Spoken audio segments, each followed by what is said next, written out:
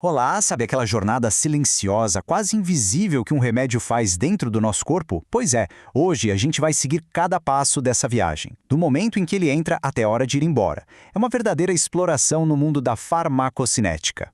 Parece simples, né? Engolir um comprimido. Mas o que vem depois? O que vem depois é uma dança biológica super complexa. E é exatamente essa história que é fascinante que a gente vai desvendar aqui. Então, para a gente não se perder nesse caminho, o nosso roteiro é este. A gente começa entendendo o que é farmacocinética, depois vê a diferença entre o que o corpo faz com o remédio e o que o remédio faz com o corpo. Aí sim, a gente segue a jornada do fármaco, entende por que os modelos são essenciais e, no final, qual é o grande objetivo disso tudo. Ok, vamos lá. Primeiro passo. Para começar a entender essa viagem, a gente precisa, antes de mais nada, conhecer o mapa. E o nome desse mapa, o nosso guia, é a farmacocinética. Então, o que é isso na prática? Pensa na farmacocinética como a biografia de um medicamento dentro do corpo. A palavra-chave aqui é cinética, que vem de movimento, sabe? Basicamente, é o estudo de como um fármaco se move, como ele é modificado e, claro, como ele vai embora do nosso sistema. E olha que curioso, é um campo de estudo bem recente, viu? O termo só foi criado em 1953 por um farmacologista alemão, o F.A. Dost. É impressionante pensar como o nosso conhecimento sobre isso avançou, e em tão pouco tempo, menos de um século. Beleza. Agora a gente precisa entender uma coisa que é fundamental. É uma via de mão dupla, sabe? Tem o que o corpo faz com o remédio e tem o que o remédio faz com o corpo. São duas coisas diferentes. E não sacar essa diferença é como tentar montar um quebra-cabeça olhando para o lado errado das peças. E a grande sacada está aqui. A farmacocinética, que é o nosso papo de hoje, é sobre o que o corpo faz com o fármaco. Pensa assim, o corpo é um anfitrião da festa e o remédio é o convidado. A farmacocinética estuda como o anfitrião recebe, processa e depois se despede do convidado. Já a farmacodinâmica, ao contrário, é o que o convidado, o fármaco, faz na festa, ou seja, o efeito que ele causa no corpo. Essa distinção é tão importante que vale a pena frisar de novo. Farmacocinética, o que o corpo faz com o fármaco. Farmacodinâmica, o que o fármaco faz com o corpo. Pensa que um é o trajeto e o outro é o impacto no destino final. Ok? Agora que essa diferença está clara, vamos finalmente seguir os passos da jornada. Todo e qualquer medicamento passa por 4 estágios principais. É como se fosse o ciclo de vida dele dentro da gente. Mas afinal, o que o corpo faz com o fármaco? Como é essa jornada na prática? Bom, tudo se resume a 4 processos principais, que acontecem um depois do outro. Primeiro, a absorção. O remédio precisa, de algum jeito, cair na corrente sanguínea. Assim que ele entra, começa a fase de distribuição.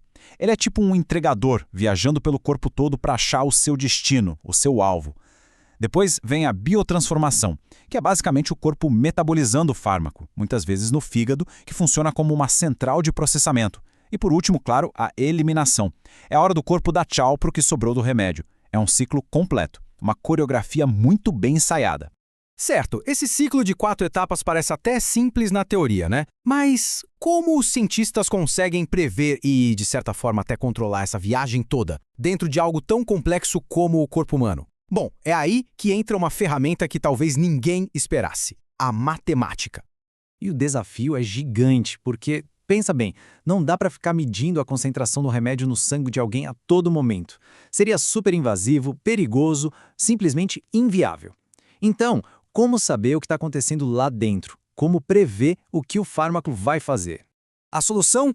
Modelos matemáticos. É genial! Pensa nesses modelos como se fossem um simulador de voo, só que para medicamentos. Os cientistas usam equações para simular a jornada inteira do fármaco. Eles conseguem prever as concentrações em cada momento sem precisar testar nada diretamente na pessoa, sem nenhum risco.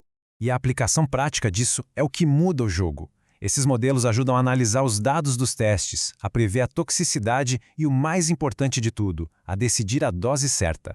Sabe aquela recomendação do médico, tomar de 8 em 8 horas? Isso não é um chute, é pura matemática, calculada com base nesses modelos para manter o remédio agindo no nível certo, nem de mais, nem de menos, eficaz e seguro.